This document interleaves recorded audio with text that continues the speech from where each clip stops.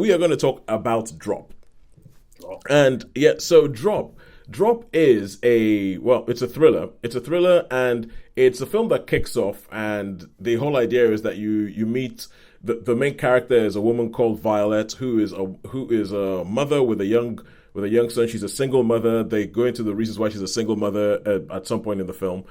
And she is going on her first date for a while. At the beginning of the film, you meet her sister, you meet her son. You see that she's being pushed out of the house. She's a bit nervous about going on this date because she hasn't done it for a while. She's been texting back and forth with this guy on a dating app for a while, but this is the first time that she's kind of been convinced to actually leave the house and actually go for this date. And they are in what city are they in America? Was it? I don't know. I was just trying to think. Right. I remember that it was obvious. It wasn't Chicago. They're in a city in America, and they are dining at one of these fancy restaurants right at the top of a skyscraper, like has a view out across the city and all that. So she goes into this date. She meets up with a guy. You meet the random people in the restaurant, and most of this film takes place in that one location, which is the restaurant. It takes place in the restaurant. You see all the different people in the restaurant, and then she starts getting these messages, which you can get on phones, called drops, which is anybody within a 50-meter radius can send you one of these things, can send you just a drop, and you can decide whether to accept it or not. And it's just kind of like she just starts getting like random. So like things that almost like memes and all that. And first of all, she just ignores them and thinks that's just somebody being an idiot. But then these messages start having her name in them. They start having her name in them, and they start having like very sort of pointed things. And it says, and all the way to saying, look at your cameras. It's like, don't ignore me. Turn on your cameras and look, because she has cameras all around her house, so she can actually have a look on her son when she's not around the house and everything. And she turns on the cameras. She sees her sister. She sees her son, and she sees a man in a mask in her house carrying a gun. And then throughout the dinner she's having, throughout this date, she keeps getting messages like telling her do this now, do that now, go. And it's all about, so it becomes this thriller about her stuck in this position, trying to figure out who's doing this, why they're doing this, trying to sort of protect her son, and trying to protect her son without letting what's going on and all that. And that is the basic concept of the film. And I think it's one of these films that has a very simple concept, which I like. It's a 90-minute runtime, which is good, because I don't think they try and stretch the concept out longer than they can handle it. And that is it in a nutshell. Sean, what did you think? Okay, so this for me was 3 bits, right? Yes. So I'm going to put this in 3 bits. So the first bit, I suppose, I thought was a little bit dull, getting to know, but you have to get to know the characters. There has to be Yeah. I mean, if I may say something about that, because this is the kind of film where I was almost kind of like, should I even bother arriving at the cinema in time to watch it? Because the first bit, you're going to have to, you have to do that bit. You have to do the setup bit. And the setup bit for me in this sort of films is invariably boring. Yeah. It's invariably boring. And I'm like, get to the good stuff. Right? That's it. So just to say that, so the first bit was a little bit boring. The middle section, it started to become a little bit intriguing. It was a little bit more, it started to get a little, and then from, should we say, I don't know what to call it. From the third act, yeah. The third act, the window break, from there on, it was just flat.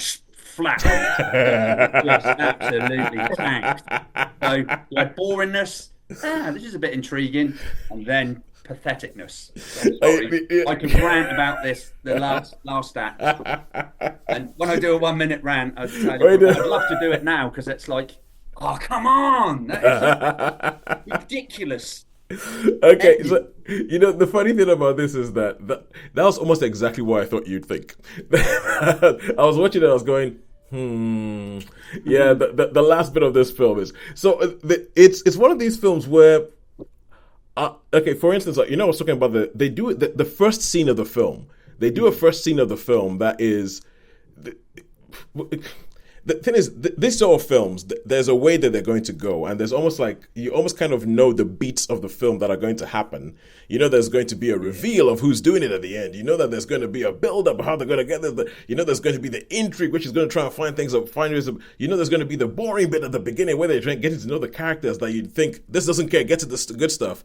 They have a scene right at the beginning that made me, that I was like, oh, okay, this was worth showing up for the beginning of the film for, and for a while, I think that they're actually very good at letting you in because you're watching that film and you're going, is this a flash forward? Is this a flash forward towards the end of the film, and have we gone back in time for the film to start and everything like that? And if that's the case, because the way they do it is that they at the very beginning of the film, you see somebody's face, and I'm like, hang on a second. Have they just shown us the villain before the film even starts? What is going? And they play, and it's as if the people who make the film, because it's Christopher Landon, who did he did Happy Death Day, he did Happy Death Day, Happy Death Day to You, and he did Freaky, and so it's him, and so he's a very sort of like genre savvy filmmaker, and I think he knows that. So I think the reason they put that scene right at the beginning is to say, okay, cool, now hang around for the boring bit, then we get to the intriguing bit. This is the kind of film with a kind of concept that I think it's almost kind of, there is almost a genre of movies that I feel would be the kind of film that Hitchcock would have made if he was around when all this technology existed. Right. And I feel like this film, that bit is kind of very much, it's very, the whole Hitchcock thing, there's an innocent person shoved into sort of like a situation that they're very ill-equipped to deal with, think like Cary Grant in North by Northwest, all that kind of stuff. And I think that this film is very much in that vein. And they keep the suspense going, as Sean says, in that middle bit. But and with most of these films, I feel like if a film has a reveal, if a film has a point where you're going to have a reveal, I feel like those films are intriguing up until the moment the reveal happens. And then once the reveal happens, because it's all the tension about who is it, what's going on, that once the reveal happens, I think invariably those films get immediately less interesting.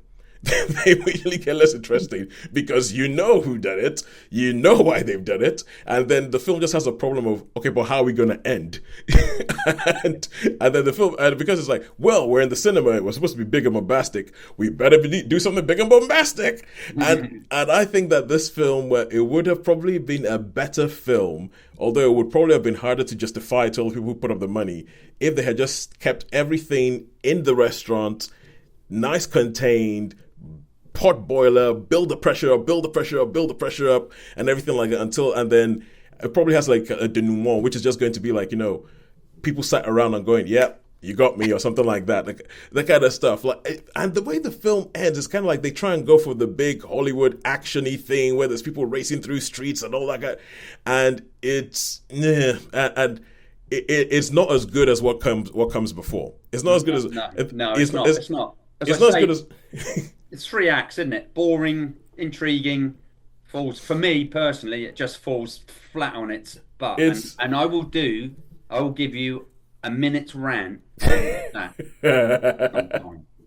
Okay, all right. I'll tell you what. Do you think you can do by avoiding spoilers? Okay. Well, put it this way, because I mean it's the same old thing in other films. So basically, what happens is, it happens in so many films, so it's not really going to be a thing. But let's just say the police know about something, or the police know about something because they've been informed, but somebody can get to a place before the police get there. Yes, there can be mayhem and all sorts of stuff going on, and the police don't even turn up. And to me, it happens in so many films, and I'm like, how my car crashes, the car chase, this one. Oh man, there's no way you'd be able to do that. You can't go that particular way because there might be holes, but no, yeah, motor on through. And to me, it was just, and the little bit before that with, should we say, the broken window, Yeah. It's in the trailer. It's in the trailer. Oh, is that bit in the trailer? Oh, that's right. That bit's in the trailer, And so I was watching it, and that's part of the thing is, when you're watching a film and you think, I saw that shot in the trailer, but I haven't seen it yet, so I know that this isn't over yet. I know this is, I know. That's it. But I mean, do you not agree? Like Sharon, right? Okay, let's just say you got in touch with the police, yeah, because somebody was burgling your brother's house or something down the road there, and then you suddenly decide, right, I better go and check it out. You go and check it out, and the police don't appear. And they just like, surely if it's a certain situation, like a robbery or an armed or a kidnapping or something like that, they're going to be there in a shot, aren't they? Or as quick as they can, surely. Yeah, unless there's a major incident going on somewhere else. But generally, yeah, Generally, yeah, they'd be yeah. there because if they want to arrest the rest of the bad guys. If you say Yeah, there's a burglary happening now, the bad guys are going to be there. They're going to be there. yeah. But you could handle them anyway, Sharon. You could get there. You could get them, and you'd be able to handle them with one hand behind your back. Before you wouldn't need. You wouldn't need. Anyway. There.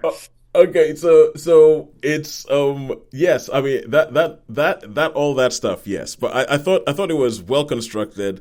I feel like the ending is you can almost see the studio getting a note. You can almost see like the filmmakers getting a note when they get the script going, oh, the film is it's a bit talky. We need something a bit bombastic. And so they tack something bombastic onto the end that is a bit generic. You've seen in a lot of films before, and I was watching going, ooh, Sean's gonna have a problem with that. Yeah. It's like there's been some. I'm like I was looking at going, even I was going. I was like, if you're that close, shoot him in the face. And it's like, I was like, hang on, if you're shot there, would you still have the body strength to be able to do what you're just doing? Yeah, I know exactly, and that's exactly that. That's the other thing I was going to say. Yeah. I know that. Oh, look at that. Yeah. That you know exactly the bit. You know exactly the bit I'm talking about. It involves a curtain. Exactly it involves a bit. you're talking And about. I was watching it going, I don't think you can do that if you've been shot there.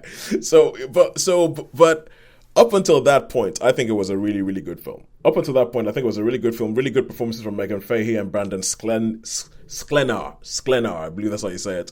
And it's I thought that it builds its tension well. I think it does. The only one thing is, and this might be this I think is really a side effect of me watching too many things. The titles are really good, and the titles they almost like a TV show title the way they do it. But obviously they tell you who's in the film, and based on the order of who's in the film, and no, there's not many people in this film who are very well known, but I kind of knew who the people were, and so based on the orders of who were in the film, I had a very good guess as who did it. They're not going to employ them. Yeah. I have to say, if you look at the basics, Did you? Now you see, That's the one thing that I thought it was someone totally different. I thought it was. Well, it is. Yeah, and Sean, And I'm not very good at that. I thought it was the really, really sweet and sugary employee. Okay, yeah. The nice. That's.